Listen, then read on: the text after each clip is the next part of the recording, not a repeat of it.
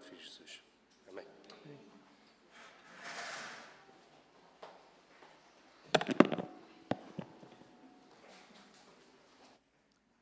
Então, nós estamos no livro de Atos, para quem não nos tem acompanhado.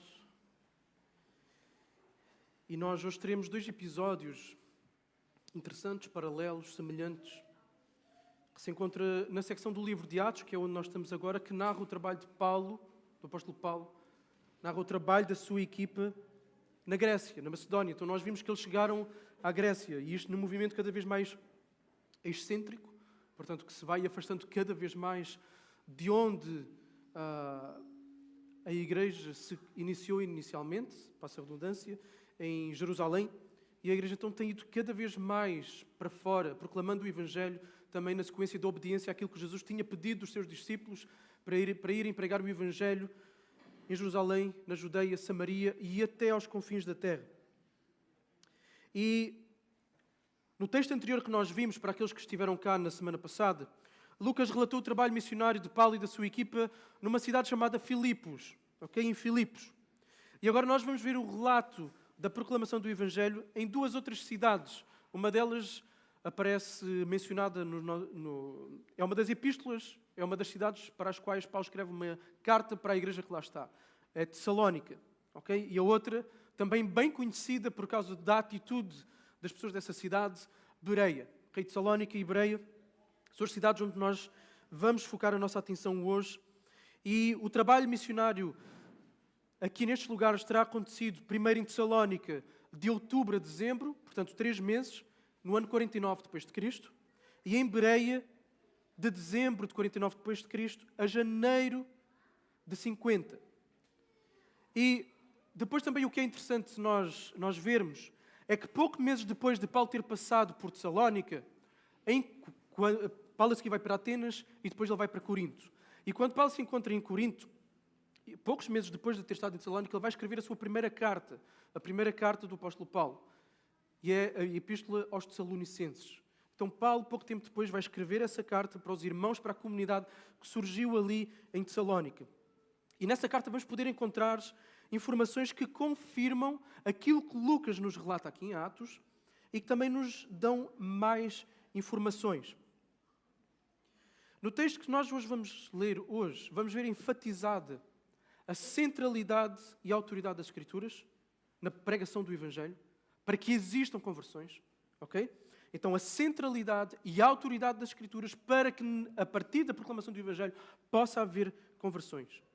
No entanto, ao mesmo tempo, tal como já temos visto ao longo do livro de Atos, tal como temos visto ao longo das Escrituras, a proclamação da vontade do Senhor, que é feita com fidelidade, que é feita com autoridade, que é feita com poderes, não só gera conversões, mas também gera oposição, gera luta, gera desconforto em vários contextos.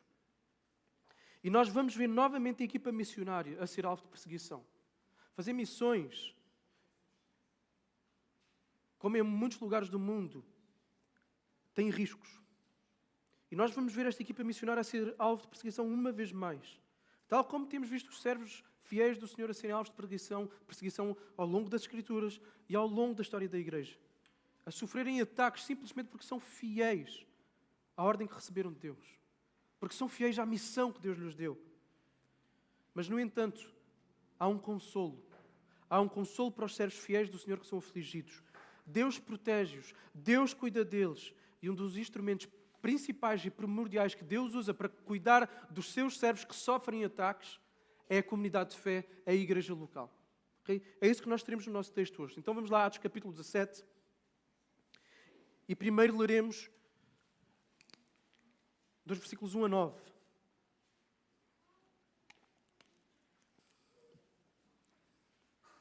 Atos 17, versículo 1. Diz assim: passando por Anfípolis e Apolónia, chegaram a Tessalónica, onde havia uma sinagoga de judeus. Segundo o seu costume, Paulo compareceu à reunião deles e por 3 sábados examinou com eles as Escrituras, explicando e demonstrando que era necessário que Cristo sofresse e ressuscitasse dentre os mortos. E dizia: este Jesus que eu vos anuncio é o Cristo. Alguns deles foram convencidos e uniram-se a Paulo e Silas, bem como um grande número de gregos tementes a Deus e muitas mulheres de posição. Mas os judeus ficaram com inveja e, tomando consigo alguns homens maus dentre os desocupados, reuniram a multidão e tumultuaram a cidade. Então invadiram a casa de Jasão, procurando Paulo e Silas, a fim de entregá-los ao povo. Todavia, como não os encontraram, arrastaram Jasão e alguns irmãos à presença das autoridades da cidade, gritando: estes homens que têm agitado o mundo chegaram também aqui. E Jasão os acolheu. Todos eles procedem contra os decretos de César, dizendo haver outro rei, Jesus. Então assim provocaram a multidão e as autoridades da cidade que ouviram estas coisas. Mas, recebendo fiança de Jasão e dos demais, eles os soltaram. Até aqui para já. Então, Paulo e os seus companheiros, eles estavam em Filipos, e eles agora vão descer, não pela estrada principal que eles tinham tomado antes, que é uma estrada que atravessa toda a zona da Grécia de uma forma horizontal, para depois chegarem ao mar, poderem atravessar e ir para a Itália, que é a Via Egnácia. Então, para quem gosta de Império Romano e de História, a Via Egnácia é uma via importante. Só que eles não usaram essa estrada, eles foram para sudoeste, passaram por duas cidades, Anfípolis e Apolónia, e chegaram à cidade de Tessalónica. E esta foi uma viagem de cerca de 165 quilómetros. Tessalónica era a capital daquela região, daquela província, a província da Macedónia. Já vimos que Filipos, onde eles estiveram antes, era uma cidade muito importante, mas Tessalónica era a capital. Tinha entre 40 a 65 mil habitantes, não muito diferente do que o número de habitantes da nossa cidade de Faro hoje em dia. E tal como habitualmente, Paulo vai primeiro procurar a comunidade judaica, com quem existe uma ponte de conversa, onde existe um ponto de partida semelhante, a quem ele pode explicar o cumprimento das Escrituras do Antigo Testamento, mostrando que Jesus é o Messias aguardado, o Messias prometido, e é o que ele faz. Ele vai até uma sinagoga, e aí na sinagoga ele então prega e vai argumentar. Diz o texto que ele vai discutir, vai entrar em argumentações para provar que Jesus, a partir das Escrituras, é o Messias que estava aguardado, que foi prometido, que morreu e ressuscitou. E Paulo faz isto durante 3 sábados. Não sabemos se são 3 sábados seguidos, mas ele faz isso durante 3 sábados. Depois, vemos que a oposição se levanta, então é possível que ele tenha parado de ir à sinagoga e tenha usado a casa de Jasão, um convertido através do ministério de Paulo, para ser a sua base missionária, para a partir daí então proclamar o Evangelho. Na sinagoga nós vemos que o objetivo de Paulo era claramente apologético. O que é que significa apologético? Significa a defesa da fé, uma apologia, fazer uma defesa. O objetivo de Paulo era defender a partir das Escrituras diante dos judeus, demonstrar para os judeus, a explicar para os judeus que ali estavam, os judeus simpatizantes do judaísmo, etc., que é o que está sempre, que é a composição da audiência das sinagogas, mostrar que Jesus Cristo era o Messias aguardado, esperado. Ao mesmo tempo que o objetivo de Paulo certamente seria, porque vemos esse padrão, vemos que Paulo faz isso noutros lugares do livro de Atos, mostrar não só que Jesus é o cumprimento dessas promessas, mas o que é que isso significa. Explicar o significado da morte e da ressurreição de Jesus, os benefícios que vêm dele, o perdão dos pecados, a vida eterna, a entrada no reino de Deus, como nós já vimos Paulo falar noutros textos.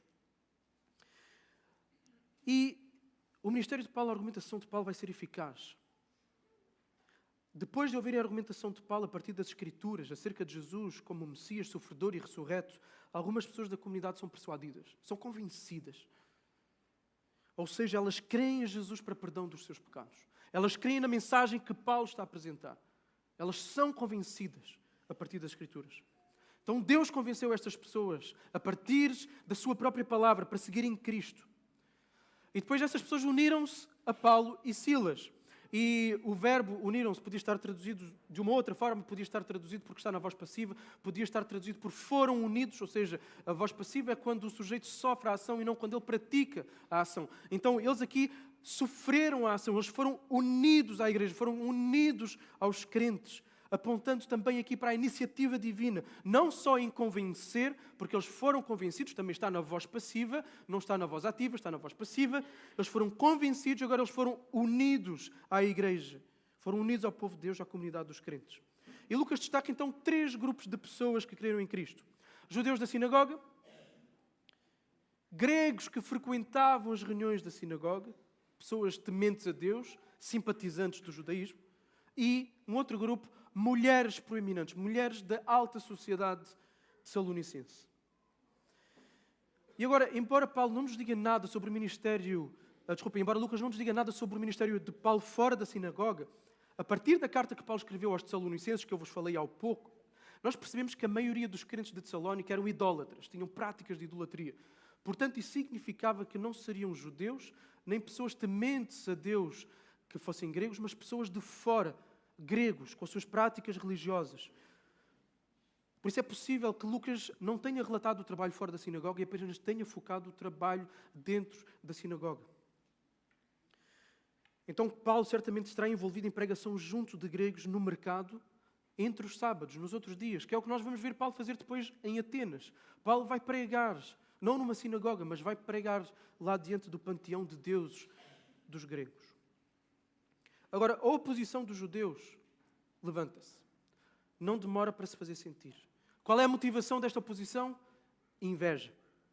E aqui inveja é um termo que pode escrever não somente ciúmes pelo facto de, estamos a perder membros da nossa sinagoga, há pessoas a se converterem, judeus e gregos a se converterem, então temos aqui um problema. Pode não ser nesse sentido somente, mas pode ser também no sentido daquele zelo que o próprio apóstolo Paulo disse que tinha, que ele era um homem zeloso pelo judaísmo. Então, por causa desse zelo, por causa do amor à tradição herdada de Moisés, à lei que Moisés passou, eles podem ter começado a ficar irados, ciumentos, arderem ciúmes por uma coisa diferente daquela que eles aprenderam a estar a ser ensinada. Estão cegos pelo seu zelo. Os judeus possivelmente queriam manter a sua identidade judaica ali naquela capital da Macedónia, preservar os direitos e os privilégios que já tinham adquirido nessas províncias romanas. E uma vez que várias mulheres influentes das sinagogas estavam-se a converter, eles estavam a perder também poder e influência social. E tudo isso podia estar a gerar este ciúme, esta ira que nós vamos ver que terá consequências. Então estes judeus, aqueles que não foram convencidos pela argumentação de Paulo, que não foram convencidos pelas Escrituras, vão decidir tomar medidas para calar Paulo, para silenciar Paulo e a equipa missionária. Eles fizeram 3 coisas. Primeira, como nós lemos, tomaram consigo homens maus dentre os que estavam desocupados, homens desempregados, rufias. E reuniram então essas pessoas para fazer despertar na multidão sentimentos a partir da argumentação contra Paulo, contra a sua equipa. Tumultuaram a terceira cidade. Depois procuraram Paulo e Silas, a fim de levá-los à multidão, e por isso atacaram a casa de Jason. Eles foram à casa de Jason, não encontraram Paulo e Silas, o que é que eles fazem? Arrastam Jason para a praça, para um tribunal público. Então eles não conseguiram encontrar, arrastaram Jason, arrastaram os outros crentes à presença dos oficiais da cidade, e isto talvez seja um grupo de 5 ou 6 magistrados que eram responsáveis por agir em prol da manutenção da ordem, eram responsáveis por também cumprir os desejos da Assembleia dos cidadãos daquela cidade e tinham autoridade judicial para manter e assegurar a paz.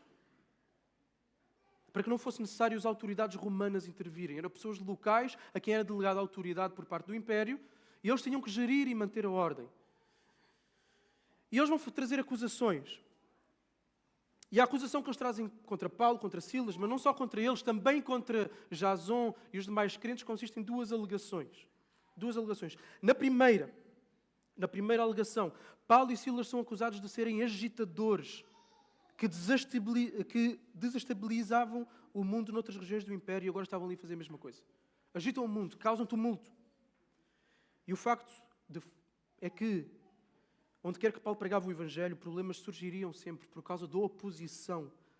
Mas essa oposição era gerada fruto das comunidades judaicas como resultado da conversão de judeus e gentios. Jason é colocado como cúmplice de Paulo e Silas. Porquê? Porque ele acolheu-os em casa. Então ele é cúmplice deles. A segunda alegação, eles acusam Paulo, Silas, Jason e os demais crentes de agirem contra os decretos de César. Porquê? Porque afirmavam que havia um outro rei. Esse rei era Jesus. E isso seria um ato de traição e uma violação do juramento que as pessoas, que todo o Império devia de fazer de lealdade ao Imperador. Então era uma violação. Lucas diz-nos que o povo, os magistrados, deixaram-se convencer, deixaram-se agitar por estas acusações. E dessa forma Jason e os demais crentes tiveram que chegar à frente e pagar uma fiança. foi suficiente pagar uma fiança para Paulo e Silas serem libertos. Aconteceu, eles foram dispensados e talvez com a condição de terem que sair da cidade, porque é isso que nós vamos ver acontecer nos próximos versículos. Versículos 10 a 15, para terminarmos a exposição do texto bíblico. E diz assim: E de noite os irmãos logo enviaram Paulo e Silas para Bereia. Quando lá chegaram, foram à sinagoga dos judeus. Os de Bereia tinham mente mais aberta que os de Salónica, porque se mostravam mais interessados ao receber a palavra, examinando diariamente as Escrituras para ver se as coisas eram de facto assim. Desse modo, muitos deles creram, bem como um bom número de mulheres gregas de alta posição e vários homens. Mas logo que os judeus de Tessalónica souberam que Paulo anunciava a palavra de Deus também em Bereia, foram lá para incitar e acirrar as multidões. Imediatamente os irmãos enviaram Paulo para a região litorânea, mas Silas e Timóteo ficaram ali. E os que acompanhavam Paulo levaram-no até Atenas. De lá partiram com instruções para que Silas e Timóteo fossem encontrar-se com ele o mais depressa possível. Então, é possível que os irmãos de Tessalónica estivessem sob a obrigação diante das autoridades de enviarem Paulo e Silas embora. Ou então eles perceberam, já não dá mais para estar aqui, a situação tornou-se intolerável, para a segurança dos missionários, vamos ter que conduzi-los para fora. Então a situação tornou-se insuportável. Então, e eles fogem, eles vão durante a noite. Isso significa, ou isso aponta para a realidade de que eles terão feito isso durante a noite de uma forma imediata. Foi algo imediato. A equipa missionária foi então para Bereia. Bereia ficava fora da estrada, da Via Ignácia. Peço desculpa, este é que ficava fora da estrada, não era de Salónica, era Bereia. Ficava a 72 quilómetros a sul de Tessalónica. Bereia que ficava, eu peço desculpa por causa da informação, Bereia que ficava fora, Tessalónica ficava na Via Ignácia. Então, não era necessariamente uma cidade estratégica para Paulo. Talvez os crentes de Tessalónica tivessem pessoas conhecidas, tivessem família, tivessem parentes naquela cidade e por isso os enviaram para lá. E naquela cidade poderiam garantir a segurança de Paulo e de Silas e de toda a sua equipa, Timóteo, Lucas e eventuais outros que pudessem estar com eles. Quando eles chegaram a Bereia, eles fizeram aquilo que tinham feito em Tessalónica e que fizeram noutros lugares. Eles foram para onde? Para uma sinagoga. Foram para uma sinagoga pregar o Evangelho. E nós vemos aqui um contraste na reação entre os judeus de Bereia e os judeus de Tessalónica. Os judeus de Bereia vão ser descritos como tendo uma mente aberta, como demonstrando muito interesse ao receberem a explicação e a argumentação de Paulo a partir das Escrituras. Eles vão agarrar nas Escrituras, eles vão comparar aquilo que está a ser argumentado, vão conferir se é verdade aquilo que Paulo está a dizer nas Escrituras. Havia, de facto, um desejo intenso, um interesse verdadeiro, tanto que eles se reuniam todos os dias para ouvir Paulo. E as sinagogas não tinham reuniões diárias. As sinagogas eram também lugar de estudo, onde estavam os rolos com os textos do Antigo Testamento, e as pessoas poderiam ir lá para consultar os textos, professores visitantes poderiam ir lá para estudar os textos e explicar os textos.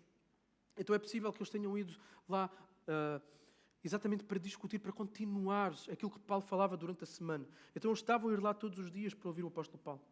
E Paulo certamente apresentou esses textos bíblicos que afirmavam que Jesus era o Messias, cuja morte, cuja ressurreição deviam ser interpretados dentro do plano da redenção prometido à humanidade. E os judeus iam lá examinando, vendo se aquilo que Paulo dizia correspondia às promessas do Antigo Testamento. O facto é que muitas pessoas colocaram sua fé em Jesus Cristo. Há uma conversão de muitos da audiência de Paulo. Certamente judeus, homens, outra vez mulheres gregas de alta posição social, outra vez, tal como em Tessalónica. E o que pode sugerir que o apóstolo Paulo estava a proclamar o Evangelho, também não somente na sinagoga, mas também fora dela, noutros lugares. O facto é que muitas pessoas colocaram sua fé em Jesus Cristo. Foram perdoadas dos seus pecados. Em Bereia, nós não vemos os sentimentos de inveja, de ciúmes a surgirem como surgiram lá em Tessalónica. Nós não vemos isso acontecer. Mas nós vemos os judeus de Tessalónica a não largarem pé de Paulo e de Silas. E eles vão até Bereia para agitarem o povo contra os missionários. Aqueles judeus acreditavam que aquilo que Paulo pregava era contrário ou poderia ser perigoso para a comunidade judaica de Bereia e para a sociedade. Então eles foram lá. E vemos acontecer em Bereia o mesmo que aconteceu em Tessalónica. Os oponentes de Paulo e dos missionários incitaram, provocaram as multidões. E foram bem-sucedidos. Uma vez mais foram bem-sucedidos, junto das multidões. Os crentes de Bereia começaram a perceber o tumulto e o que é que eles fazem? Percebendo que as coisas estavam a ficar perigosas para Paulo, e imediatamente enviam o apóstolo para a costa da região, para a costa litorânea. E ele vai escoltado por vários crentes até à cidade de Atenas, que será a próxima pregação. Vai para Atenas, escoltado por vários crentes. Ficam em Bereia Silas e Timóteo, possivelmente para instruírem, para encorajarem, para nutrirem a fé da nova comunidade, dos novos convertidos. Mas Paulo, então, escoltado por um grupo de crentes até à cidade de Atenas. Uma viagem muito longa, uma viagem de 357 quilómetros. Não sabemos se foi por terra, se foi por mar, o texto não nos diz.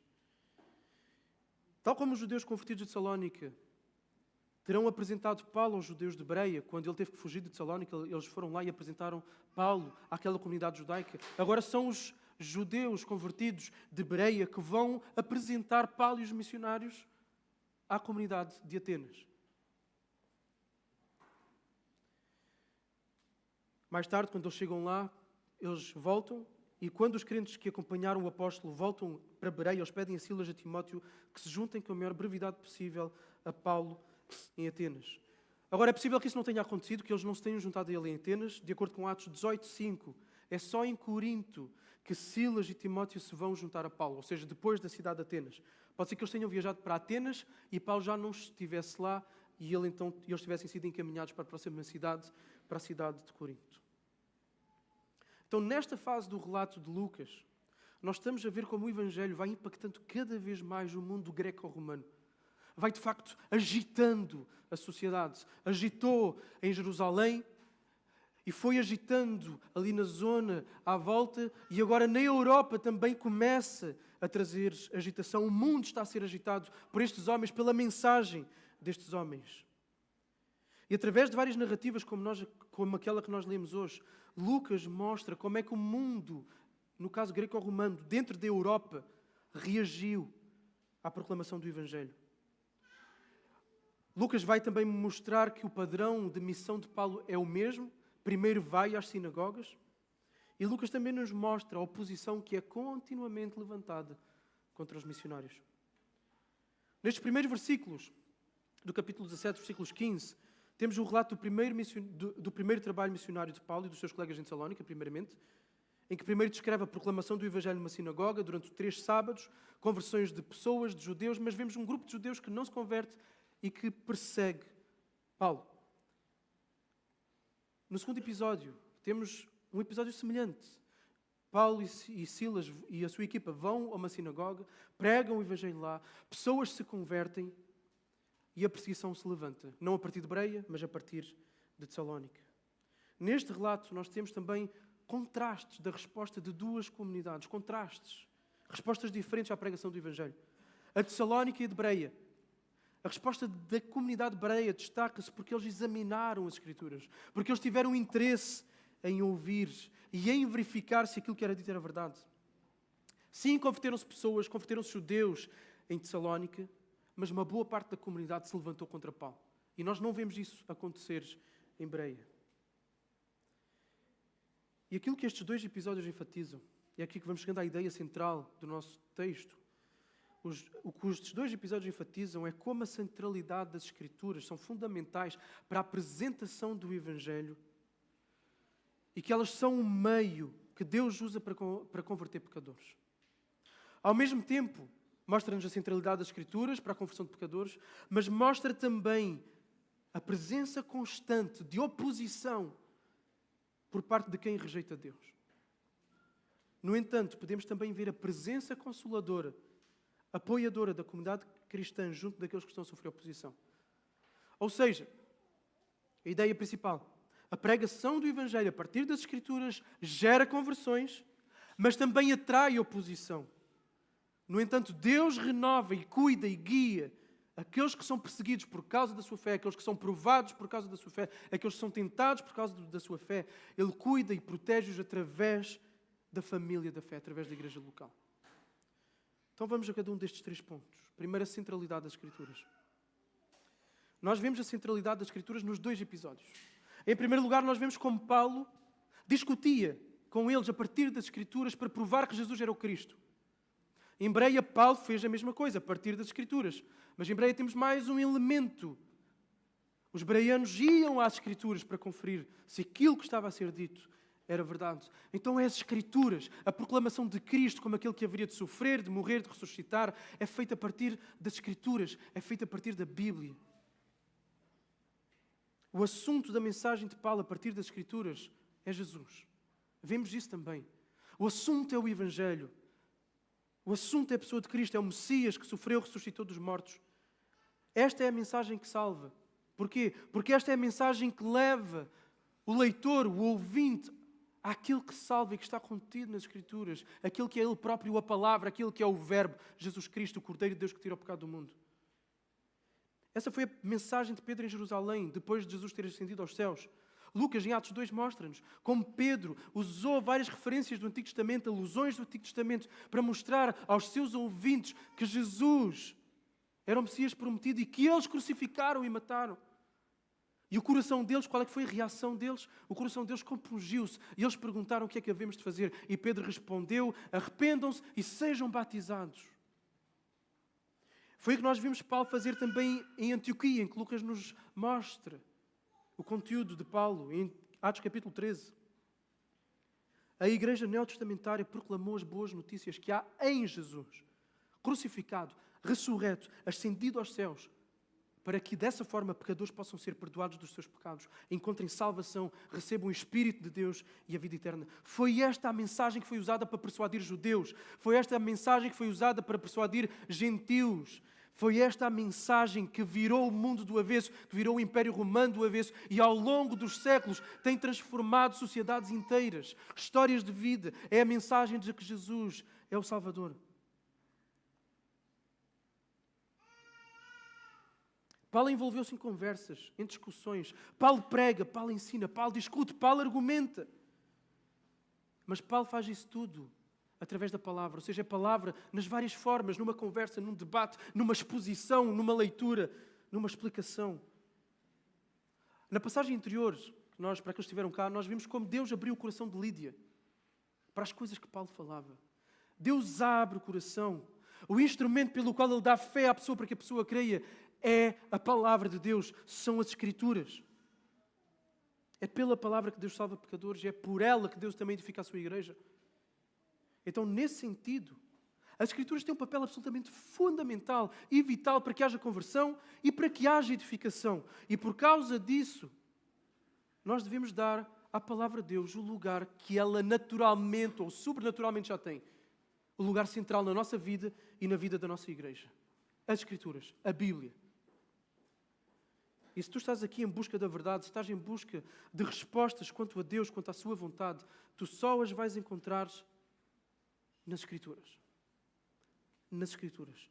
A vontade revelada de Deus são as Escrituras. Tem tudo aquilo que é necessário para a tua salvação e para a tua santificação, para a tua comunhão com Deus. Para conheceres o que é o Evangelho e todas as implicações que vêm do Evangelho. Desde o teu casamento, à postura no trabalho, o teu caráter. Tudo está nas Escrituras. Tudo aquilo que é necessário para crescermos em comunhão com Deus está nas Escrituras. Sempre vamos ouvir vozes à nossa volta. Sempre vamos ouvir muitas vozes à nossa volta. Muitas propostas de estilo de vida que a sociedade nos apresenta. Mas também de caminhos para Deus. Vamos ouvir pessoas que distorcem as Escrituras. Vamos ouvir outro tipo de igrejas que pregam outro tipo de mensagem. Onde distorcem o Cristo apresentado pelas Escrituras e aquilo que Cristo pede. Há muitas vozes, há muitas afirmações. Mas a única voz que importa ouvir é a voz do Senhor Jesus. É a voz do bom pastor. E aqueles que são seus reconhecem a voz do bom pastor. Por isso, o que é que nós temos que fazer se queremos ouvir a voz do Senhor? Abrir as Escrituras. Ler as Escrituras. Expor-nos-nos às Escrituras. Temos que ler a Bíblia e permitir que a Bíblia nos leia e permitirmos aprender a ler o mundo a partir da leitura das Escrituras. Então lê a Bíblia, estuda a Bíblia, memoriza a Bíblia. Em casa, ouve as Escrituras no carro. Existe a Bíblia em áudio. Se vais para o trabalho, na volta do trabalho, de carro, vai ouvindo as Escrituras. Ouve a leitura e a exposição da Bíblia na igreja. Pessoal, buscar Deus sem buscar as Escrituras, o que é que vai acontecer? Buscar Deus sem buscar as Escrituras é nós buscarmos um Deus fruto da nossa imaginação que não corresponde àquilo que a Bíblia apresenta acerca de Deus. Porque o nosso coração é enganoso. Então facilmente nós vamos entrar em idolatria. Vamos entrar em idolatria. Ou seja, vamos adorar um Deus que é fruto das nossas concepções e não fruto das Escrituras. Isso é muito fácil. É muito fácil nós vermos um Deus que pede de nós coisas para que nós possamos prosperar na nossa vida financeira, na nossa saúde. É fácil afirmar isso, as pessoas gostam de ouvir isso. Apela ao coração, apela ao senso de legalismo, ao senso de ter que fazer alguma coisa para receber em troca de Deus alguma coisa. É fácil nós entrarmos nisto. É fácil nós distorcermos a imagem de Deus. É fácil também, ok, sabemos que somos salvos pela graça e que é a graça de Deus que nos sustenta do início até ao fim da nossa vida. Sabemos que Jesus fez tudo, que está consumado, que está pago, que não há pecado nenhum que nos afaste dele. É fácil nós entrarmos num caminho de libertinagem. Precisamos de ver Deus nas Escrituras. Um Deus revelado pelas Escrituras, que nos faça temer, mas ao mesmo tempo nos alegrar e descansar nele. Caso contrário, vamos criar imagens falsas de Deus. Vamos entrar em idolatria. Então, se tu queres conhecer Jesus, se queres conhecer Deus, relacionar-te com Ele mais, ter mais intimidade com Deus, ouvir a voz de Deus, encontrar-te com Ele, seres consolado pelo Espírito de Deus, seres confrontado por Deus, viver de acordo com aquilo que Ele te pede, vai às Escrituras. É a Bíblia. É a Bíblia. Agora pode parecer uma coisa muito pouco atraente. Pode parecer mais atraente ir a um culto com revelação, um culto com profecia ou profetado, um culto com tudo e mais alguma coisa. Menos as Escrituras, que é onde Deus se revela. As Escrituras. O próprio Jesus disse o que acerca das Escrituras? As Escrituras testemunham de mim, falam de mim. As Escrituras. As Escrituras são o meio principal por meio do qual Deus fala connosco e revela a sua vontade a nós. Se nós precisamos das Escrituras, então, para nos encontrarmos com Cristo, então quem está à nossa volta precisa do quê para se encontrar com Cristo? Das Escrituras. Precisam de alguém que lhes fale as Escrituras, alguém que lhes apresente a palavra. Queremos que as pessoas à nossa volta, os nossos familiares, os nossos maridos, os nossos esposos, os nossos filhos, os nossos amigos, os nossos colegas, conheçam Jesus. Temos que lhes apresentar as Escrituras, a palavra de Deus. Porque a fé vem pelo ouvir da palavra de Deus. Precisamos usar o instrumento que Deus decidiu que seria indicado para tal, a Bíblia. A Bíblia. Jamais devemos abrir mão da Bíblia ter um lugar central no nosso culto. A Bíblia deve ser lida, a Bíblia deve ser orada, cantada, a Bíblia deve ser explicada, exposta, ensinada. Então o sermão deve ter o lugar principal na liturgia, na estrutura do culto. Não podemos abrir mão da leitura e da exposição das Escrituras, de argumentar de forma convincente aquilo que Deus diz a partir da palavra, de fazer uma boa exegese, ou seja, uma boa interpretação do texto, para que as pessoas possam ser convencidas, persuadidas por aquilo que de facto convence e persuade, que é a palavra de Deus. A partir do momento em que sairmos das Escrituras, vamos apresentar um Cristo desfigurado. E isso é muito fácil acontecer, feito à medida dos desejos, das vontades do coração de cada um. E não um Cristo morto e ressurreto para o perdão dos pecados, que reina e que um dia voltará para julgar a todos. Precisamos de apresentar Jesus, conforme Jesus se apresenta por meio da sua palavra. É a partir das Escrituras que devemos aconselhar uns aos outros. E é aqui que a coisa às vezes começa também a torcer. Quando usamos mais conselhos de acordo com o que é a perspectiva e a cosmovisão, a modividência da sociedade à nossa volta. Os conselhos que temos que dar são os conselhos das Escrituras. Não são achismos, fruto de perspectivas autocentradas, antropocêntricas que a sociedade tem. É a partir das Escrituras que temos que confrontar o outro, que temos que aconselhar. E às vezes é duro, às vezes é dizer, olha, o que tu estás a fazer é errado, vai-te levar para longe dos caminhos de Deus e pode evidenciar que tu nunca foste um verdadeiro filho de Deus. É um conselho que às vezes precisa de ser dado que vai contra aquilo que é a vontade da pessoa. Mas é as Escrituras. São elas que vão convencer. É a partir dela que devemos trazer conforto e consolo aos corações das pessoas. Ela é refrigério para aqueles que estão em necessidade. E às vezes as pessoas não precisam de ouvir mais nada, a não ser nós trazermos... E não me interpretem mal, não é fazer uma citação do versículo ipsis verbis para a pessoa, mas é trazer a ideia do texto bíblico. E se for preciso dizermos, olha, aquilo que Paulo diz, ele diz isto, ouve com atenção.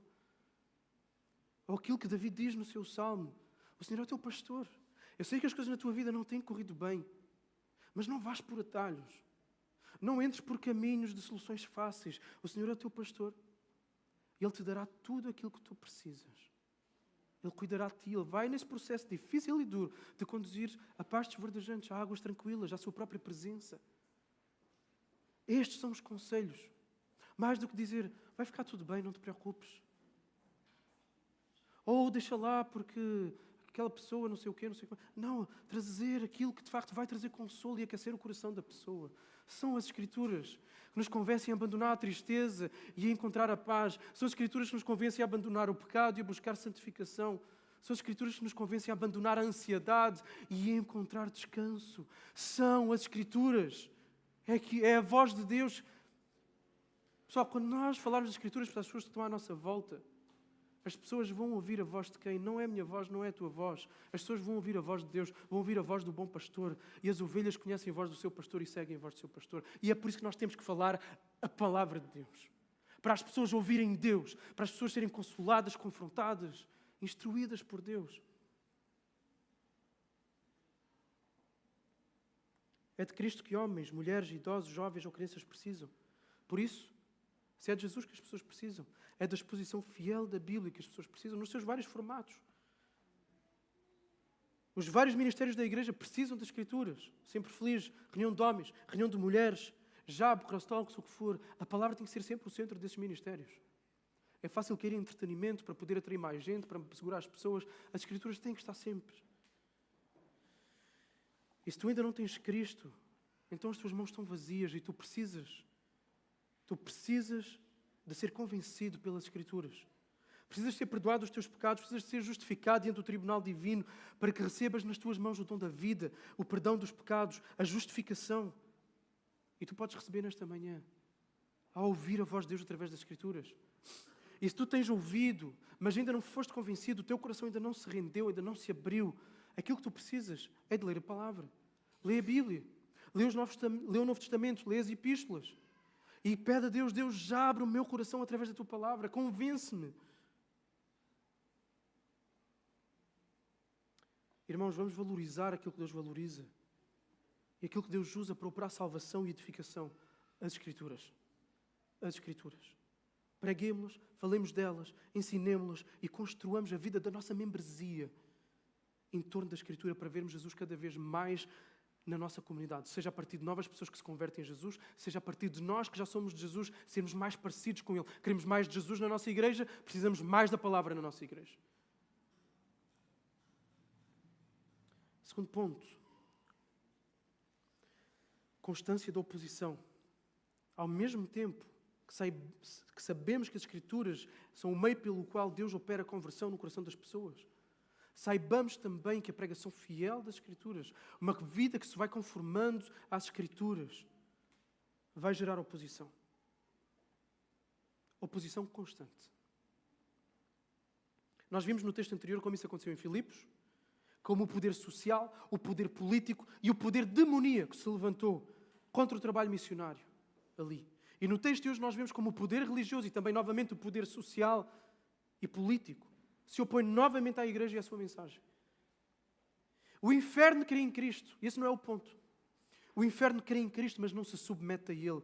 O inferno luta contra a igreja do Senhor. O inferno luta contra aqueles que procuram viver Cristo e proclamar Cristo àqueles que estão à sua volta. E os pecadores que rejeitam o Evangelho são pessoas que também não se querem submeter a Cristo. E por isso qualquer pessoa que lhes lembre que Cristo é o Senhor e que elas estão longe de Cristo, qualquer pessoa que lhes lembre a sua vida torta, que lhes lembre que eles precisam de graça, de misericórdia e de perdão, que precisam de render-se a Jesus Cristo, qualquer pessoa que lhes seja uma representação e a voz de Cristo, eles vão fugir. Ou então vão se opor e vão se levantar. Apresentar a pessoa de Jesus é apresentar o Senhor soberano do universo, que conclama, que chama todos os pecadores a se arrependerem. É uma chamada, é um imperativo a abandonarem as suas vidas de pecado a fim de não serem condenadas. Então, ver Cristo, contemplar Cristo, é contemplar a oferta de salvação, sim, mas é também contemplar a nossa insuficiência, contemplar a nossa debilidade, contemplar a nossa pecaminosidade, contemplar a nossa miséria, percebermos que Ele é Rei, que nós não somos, é percebermos que muita coisa terá de ser feita nos seus termos e não nos nossos termos, que hábitos e costumes, vontades e desejos vão ter que ser sepultados para que a vontade dEle seja feita e não a nossa. Ser confrontado com Cristo é ser confrontado que nós temos que morrer para nós mesmos, tomar a nossa cruz, que é a morte do nosso eu, e seguirmos Jesus, seguirmos o Rei, nos termos do Rei. E há muita gente que não quer isto. Não querem isto. Muitos, na verdade, ao serem confrontados com as exigências de Cristo, ou rejeitarão Cristo abertamente, ou então farão um Cristo à sua imagem, porque também pode acontecer. Não é bem assim. E tem um Cristo, tem uma fé à sua maneira. Eu vou ler a Bíblia em casa, eu vou orar, e a pessoa está entregue ao seu ídolo. Aquilo não é Jesus, aquilo não é nada, aquilo é senão uma vã imaginação da sua cabeça.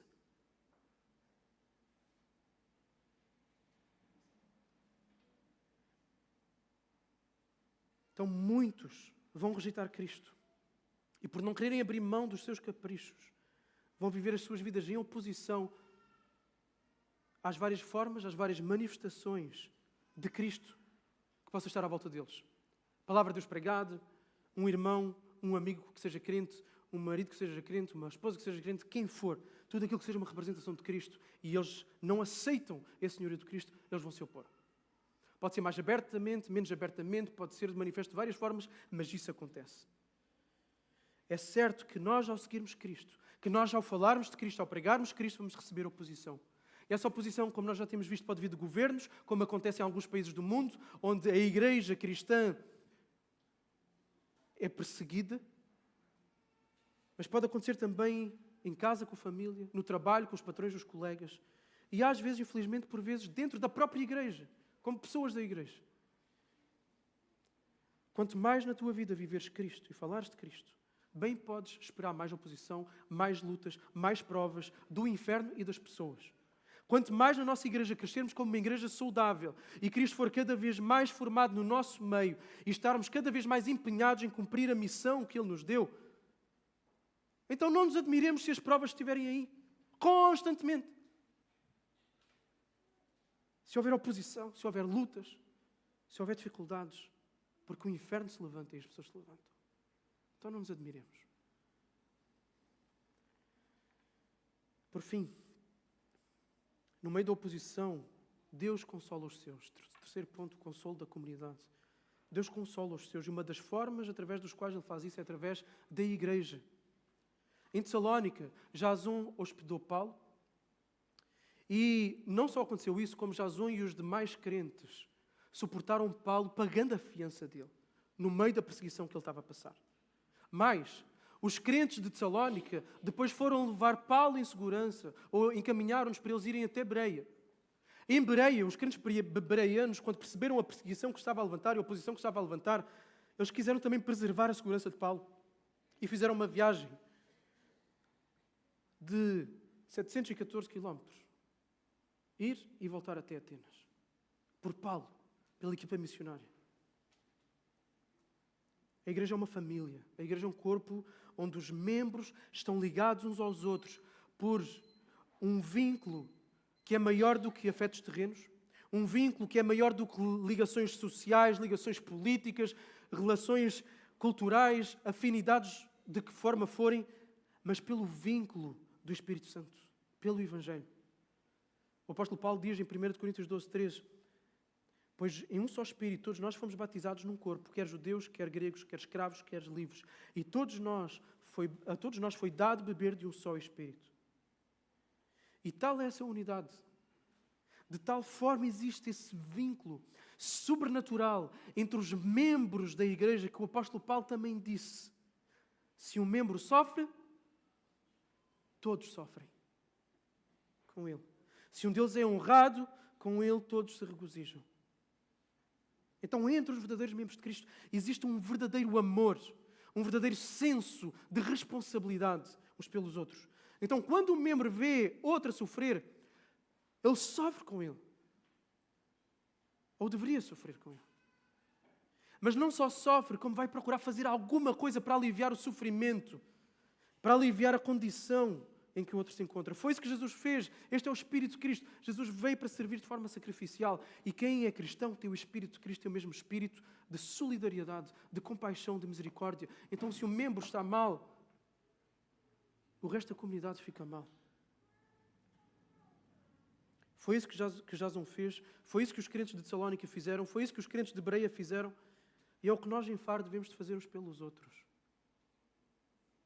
John Owen, que foi um pregador puritano, afirmou o seguinte: a comunhão dos santos é uma das maiores bênçãos que Cristo comprou para nós. Na igreja encontramos suporte mútuo, encorajamento e a força necessária para suportar as provações desta vida. Na mesma linha, Thomas Watson, outro puritano, disse: a igreja é o hospital espiritual onde almas feridas são curadas. Aqui, Cristo é o médico, a sua palavra é o remédio e os santos, os crentes, são os enfermeiros que ajudam na cura uns dos outros. Isto é a igreja. A igreja é esta comunidade de apoio, de consolo para aqueles que sofrem no seu meio. Então, na medida em que temos procurado pregar o Evangelho, na medida em que temos crescido como igreja local, e também temos visto as lutas, temos visto a oposição, temos visto o chão de alguns a ser abalado de forma significativa, na saúde, no casamento, no trabalho, na vida emocional e até mesmo na sua vida espiritual e de santidade.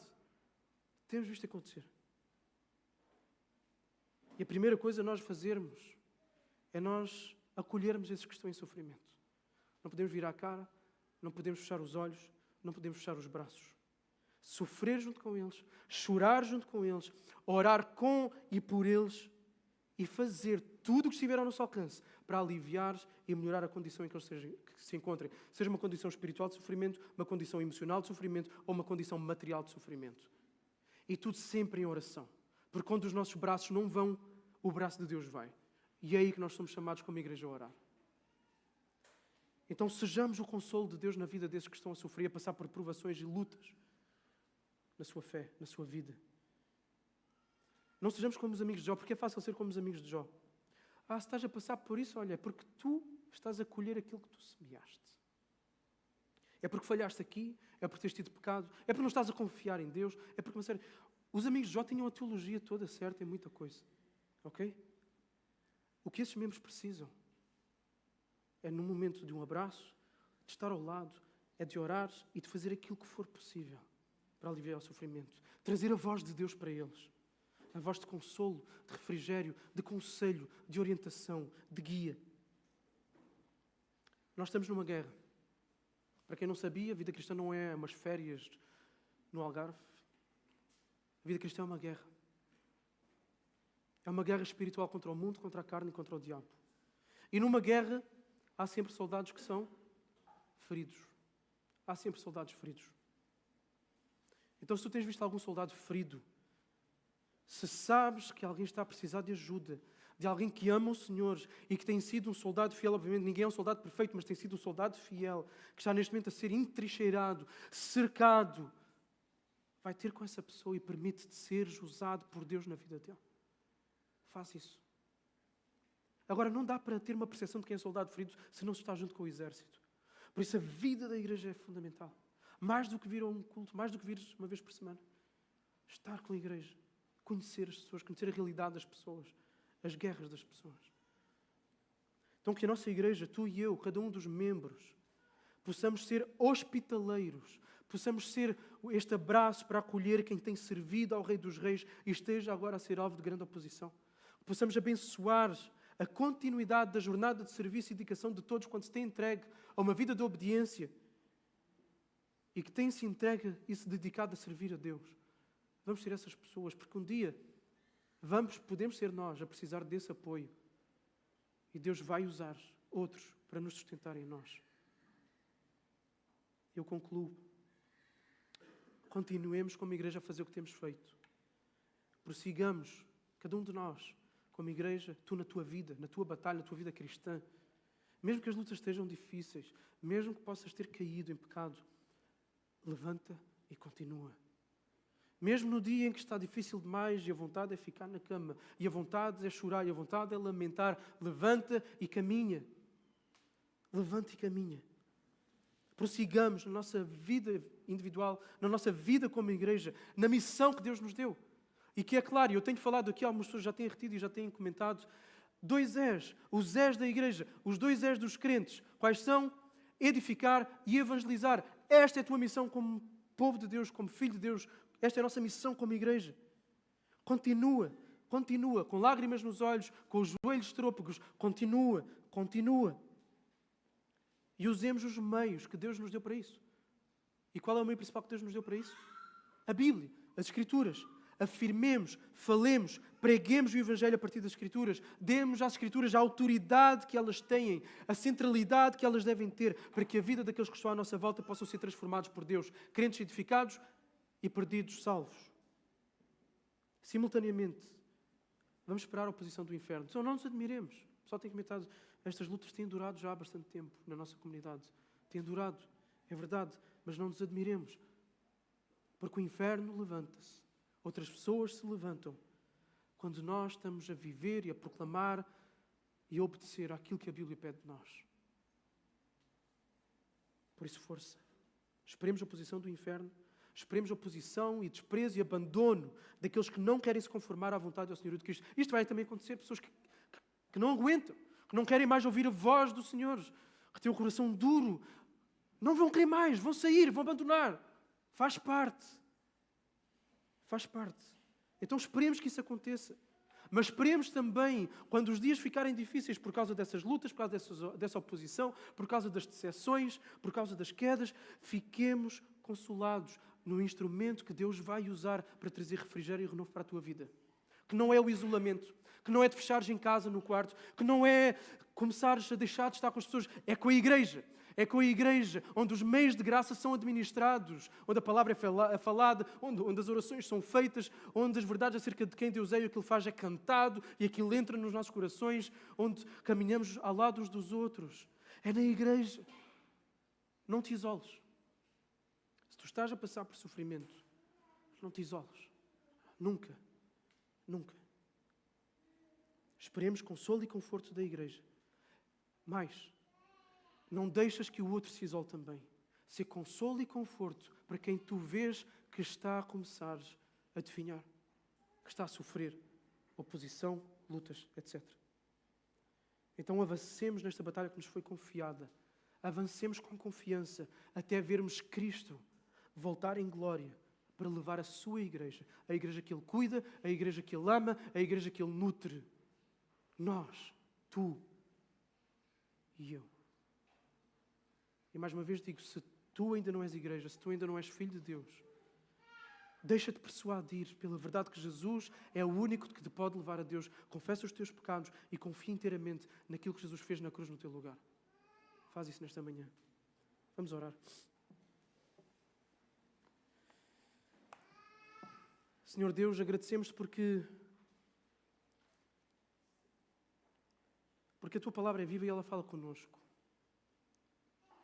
E, Senhor, ao longo da nossa caminhada vamos vendo de facto como a Tua palavra é tão importante. Como ela tantas vezes nos dá uma chapada de luva branca, outras vezes ela traz-nos um abraço precioso de renovo e refrigério. Como ela nos levou ao Senhor das nossas almas. Como ela cortou no nosso coração, naquele lugar mais profundo, para revelares algo que não estava certo. Senhor, a palavra é um dom precioso que Tu nos deste. Ajuda-nos a valorizá-la e ajuda-nos a usá-la, porque ela é a espada que vai ser usada nas nossas mãos, por Ti, para que pessoas se rendam a Ti e para que os nossos irmãos sejam edificados, Senhor. Que as Escrituras tenham sempre um lugar central na nossa comunidade e na nossa vida individual. Senhor, aqueles de nós que temos sido inconstantes, aqueles da igreja que têm sido negligentes no estudo, na leitura da Tua palavra, Senhor, Tu os possas conduzir a novos hábitos, que se possam expor à Tua palavra, Senhor, para serem lidos por ela e transformados por ela. Senhor, ajuda-nos a falar a Tua palavra uns aos outros, especialmente àqueles que não Te conhecem. Ajuda-nos a estar preparados para a oposição. E, Senhor, vivemos numa sociedade que apresenta tudo como fácil, como imediato, que tem dificuldade em lidar com o sofrimento e com a dor. Na verdade, evita, e às vezes evita pelos caminhos mais errados, o desconforto. Senhor, ajuda-nos a aceitar o sofrimento, a abraçá-lo. Não no sentido de nos alegrarmos nele, uma atitude de masoquismo, mas de saber que ele faz parte nesta vida, nesta jornada da nossa peregrinação. Há momentos de vale de sombra da morte, e eu te peço que nesses momentos, Senhor, Tu tragas o Teu consolo, como Tu prometes, aos que por causa da sua fé, por causa da sua obediência, por pregarem o Evangelho, estejam a sofrer neste momento. Traz o Teu consolo. E, Senhor, que nós, como igreja, sejamos o consolo daqueles que sofrem. Na utilização dos nossos dons, na amizade, no discipulado, nas orações, nos ministérios que exercemos, sejamos o consolo uns para os outros. Sejamos o conforto. Senhor Jesus, continua a fazer o que tens feito na nossa igreja local. Que o senhorio de Cristo aqui seja visível. Que pessoas sejam persuadidas pela Tua palavra a se renderem aos Teus pés. Te pedimos, Senhor, para a glória do Teu nome, nós oramos. Amém. Nós vamos tomar o pão e o vinho, vamos tomar a ceia. Então que possa vir à mesa quem é do Senhor Jesus, quem já é dele, quem já foi persuadido, convencido acerca de quem Jesus é, quem já provou dos benefícios de Jesus, perdão, o Espírito de Jesus, já foi unido à Igreja Universal do Senhor Jesus, todos os crentes. Então, quem já experimentou essa realidade, venha à mesa. Venha à mesa também quem se uniu a uma igreja local, manifestou a sua fé, unindo-se através da membresia a uma igreja local, seja esta, seja outra. Que aí possamos vir à mesa. E vamos à mesa em espírito de oração. Em primeiro por nós próprios, sabendo que se há coisas que não estão conforme aquilo que precisava de estar, em relação àquilo que Jesus pede de nós, que possamos nos comprometer a obedecer, pedir perdão daquilo que não temos vivido bem. Por outro lado, vamos também orar enquanto cantamos, enquanto vamos buscar o pão e o vinho, enquanto esperamos para tomar todos juntos. Vamos também orar e interceder por todos aqueles que possam estar a sofrer por causa da sua obediência a Deus, por causa da sua fé, por proclamarem o Evangelho, por exercerem os seus ministérios de formas fiéis. Ou seja, pessoas que vão partilhar a mesa contigo. Ora por esses. E se és tu um desses, pede a Deus que te dê força para manter na missão, para manter no caminho da obediência. E lembra-te, se Jesus te está a dar o pão e o vinho, é porque Ele continua a nutrir a tua fé, te lembrando de uma forma visível, material, através destes símbolos, o que é o Evangelho. A boa notícia de que Ele é contigo, de que Ele é por ti, de que Ele está contigo. Ok? Então nós vamos cantar, podem ficar de pé e podem vir buscar então os elementos.